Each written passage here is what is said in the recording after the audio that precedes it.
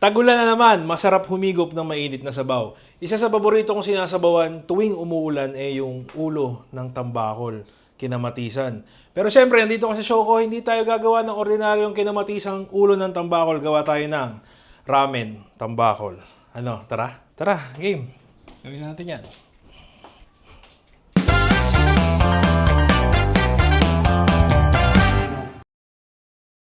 Alright, so meron lang akong kumukulong tubig dito. Pakuluan lang natin tong ramen. Gamit ko dito yung gin na mild lang.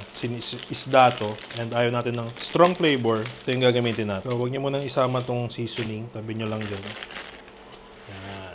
Yan, huwag sobrang lambot. Al dente lang. Yan. After roughly siguro 3 minutes, okay na yan. Patayin ang apoy. I mean kalan. Wala tayong apoy. And strain lang natin yan. After natin mapakuluan yung ramen yan, tabi muna natin. Next natin gagawin is, lulutuin na natin yung ulo ng tambakol natin. So, pakulo lang ulit ako ng tubig dito. Sobrang simple lang nito. Hiwa ka lang ng sibuyas. Kamatis. Basically, papakuluan lang natin yan. Sobrang dali lang nito. Okay na yan. Tapos, meron tayong sibuyas. Fun fact, diba mahirap yan minsan balatan? Para di ka mahirapan dyan, ayun o. Tanggalin mo yung isang pisngi. Yan o. Mahirap balatan, diba? Tanggalin mo isang pisngi. Yan, oh. Di ba magre-reklamo yan eh. Tapos, importante dyan, luya. Yan. Balat lang tayo ng luya. At praso lang. Importante ito kasi hindi siya lasang ganong dish kapag walang luya. Tapos, syempre, para kumuluto, buksan natin. Yan. Kaya pala hindi kumukulo. Yan. Siguro okay na to. Okay na yan. Pero konti pa. Never enough. Lagay rin ako dyan ng... Tapos yan, pag kumukulo na, durug-durugin lang natin ng konti yung kamatis. Yan. Ihilaan lang natin yung kalan. And syempre, ito yung main na magpapalasa sa soup natin. Ito yung ulo ng tambakol o yellowfin tuna. Yan. Lagay mo lang yan dyan. Yan. Hintayin lang natin itong maluto and then tikman natin and assemble na natin yung ramen. Alright, so yan. Halfway through ng luto natin, timplahan natin. Konting yam-yam. Konti lang. Tapos paminta. Ito masarap din ito eh. Gusto ko rin pag maraming paminta yung sabaw. Paras tayo. Dati ayaw ko niyan eh, pero yung nakatikim ako sa Samar. Ay, sarap. Sarap yung paminta sa Samar. Lahat ng paminta nila doon. ibang paminta yan eh. Tapos, konting patis. Konti lang kasi nalagay natin yung seasoning mamaya. Seasoning nung ramen. So, mamaya tayo mag-adjust. So, yan, hintayin na lang natin. Maluto yan, tikman natin, and assemble. Balikan niyo ako mamaya. So, yan, after nating matimplahan. So, malapit na to. Yung seasoning natin, lagay natin. Seasoning nung gin ramen. Yan. Kalat lang natin dyan. Kaya hindi ko masyadong inalatan kanina. Kasi sasama natin tong seasoning. Tapos, konting halo-halo lang. May isda oh. Lumabas yung mata oh. Diba? Kahit ikaw pakuluin, lalabas yung mata mo eh. Yan. Tapos, siguro mga 3 minutes na kulo pa. Tapos, okay na yan. Assemble na natin.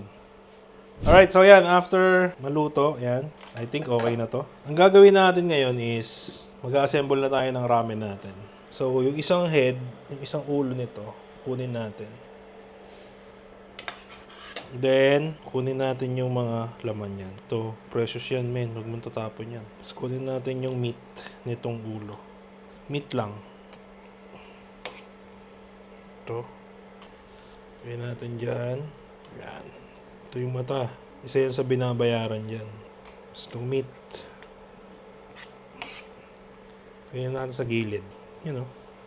Alam mo, pag sinabaw ang isda talaga, gusto ko talaga yung ulo. Actually, kahit anong ulo. Kapag tito. Ang konti lang pala ng laman ng ulo ng tambakol, no? Oo. Kaya ang technique dito, men, sa ulo nito, sisip-sipin mo talaga para makuha mo lahat, yung laman. Yan. Naman sa ginagawa ko, naalala ko yung kinalas. Alam mo yung kinalas sa Bicol, no? Sarap yun. Pero alam mo, somehow, hindi ko maintindihan, yung kinalas na yan, napasama yan sa worst food in the world. Oo, napasama yan doon. Pero wala naman ako nakikitang, alam mo yun? Masarap eh, no? Worst, worst, hindi best. Pero masarap nga siya. Oo, masarap siya. Kaya hindi ko rin magets bakit, alam mo yun. Pero yun, basically, ulo siya ng baboy, di ba? Tapos pinakulo, pinalambot. Tapos, kinalas-kalas yung laman, kaya kinalas. Yan, okay na yan. May fish na tayo. Tapos meron tayong itlog dito. Siyempre, pag ramen, soft boil dapat yan. Na-achieve ba natin yung soft boiled egg? Tingnan natin Yan. Tingnan mo, ganyan mag soft boiled egg. Master ko na to eh. Grade 1 pa lang ako. Yan o. Hop. Hop. Hop. O, diba? Gayon. Sarap niyan. Yan. Diba? Angas. Wow. Tapos, syempre, sabawan na natin yan. Yan o. Uy. Kunti pa. Yan. O, diba? Wow. O, diba? Tapos, Kaninang order ba yan? Pumorder niyan. ewan ko sino umorder nito. Ito pa may yarn. Yan. Ping, ping, ping, ping, ping, ping. Ito na yung ating tambakol ramen. Wow. Tama ba Look yan? at that. So, appearance. Siguro re-rate ko to ng 7 out of 10. Kasi, pag di ka sanay sa ulo ng isda, yan, medyo nakakatakot siya. Pero men, nasabihin ko sa'yo, yung mata na yan, yan yung best part. Diba? Yeah. Sarap niyan. Sinusot-sot. Sinusot-sot yan. Men. So, yan. Tikman natin. Tikman natin yung sabaw.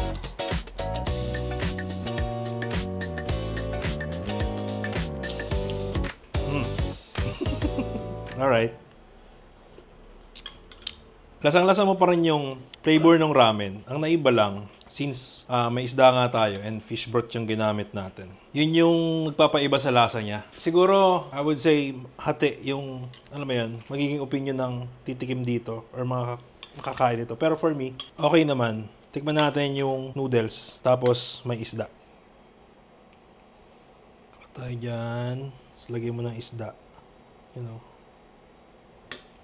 Tapos sabaw. You know. Tama ba yan?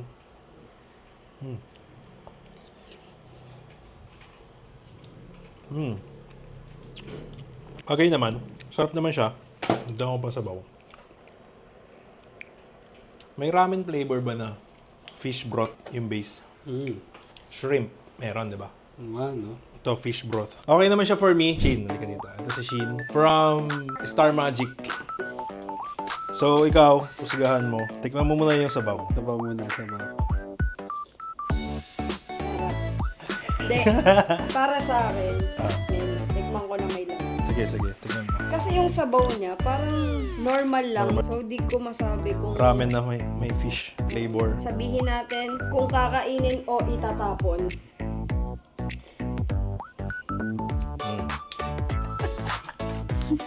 Yan, masarap. Sarap. Pwede. Kung ayaw nyo ng rice, pwede tong noodles. Noodles, no? Part dito. Sarap. Okay. So, describe the dish in one word. Ano yung unang pumasok sa isip?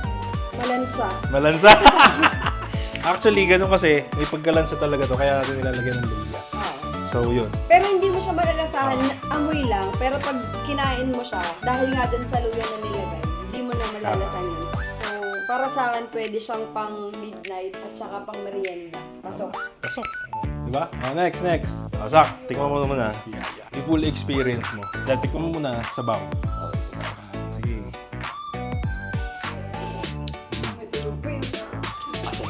Asimir. Asimir. Yeah, tapos lagyan mo ng laman. Noodles. Sige.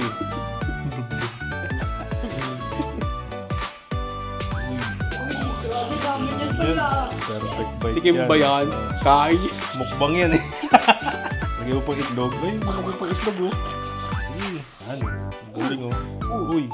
Wala yung sabaw. Sige. Gusto mo tulungan kita? Kakargaan ko ng sabaw. Tulungan mo na ako, idol. Ay, sarap. Kasarap yan. Hindi.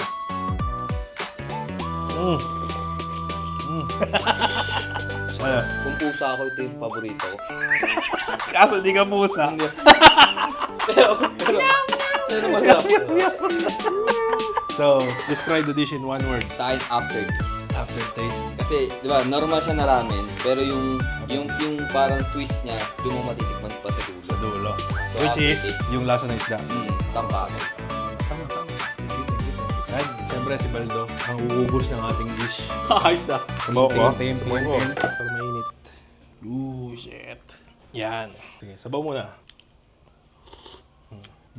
Tulungan kita. Tulungan mo kaya. Ikaw na mag-assemble. Sige, assemblean kita. Oh, noodles. Tambakol. Nyaw. Tapos isda. Ito yung isda. Yun. Tama. Sitlog. Sarap. Wait lang. Sabawan ko yan. Oh, perfect bite yan, men. Look at that. You can live with that, ha?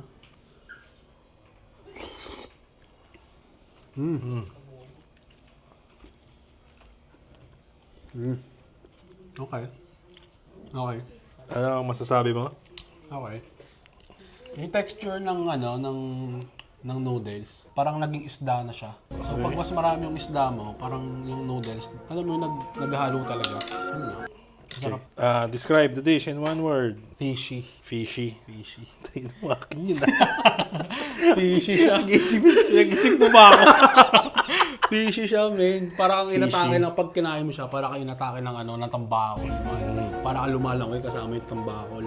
Okay. So yan, ako naman. Ayun o. Siyempre, perfect bite din ako.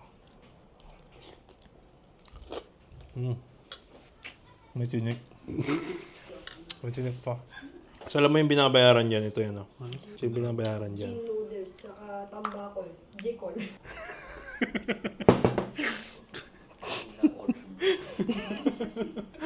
Uy, yun ka ba? Bumubulong-bulong ka pa dito. Ayun lang pala yung sasabihin mo. Akala ko solid eh. Ay, nako. Okay. Tapos yan yung solid part dyan o. Ayun o. Yan yung mata. Yan. Tapos lagyan mo ng itlog. Tapos noodles. Ayun o.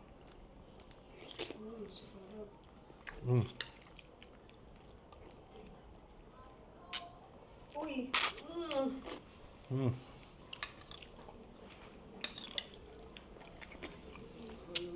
Sarap. Try nyo na rin. So, kung i-describe ko to in one word, I would say compliment. Kasi ramen, tapos tambakol, mas dalawang masarap. Pag pinagsama mo, lalong sumarap. Complement each other. Complementing with each other. So, yun. Okay naman siya. Masarap siya. Worth a try. I would rate this dish siguro 8.5 out of 10. Wow. Try nyo na rin to. Malay nyo, maging bagong favorite nyo pa. At bagay na bagay ngayon, bagong sabaw, ngayong tag-ulan.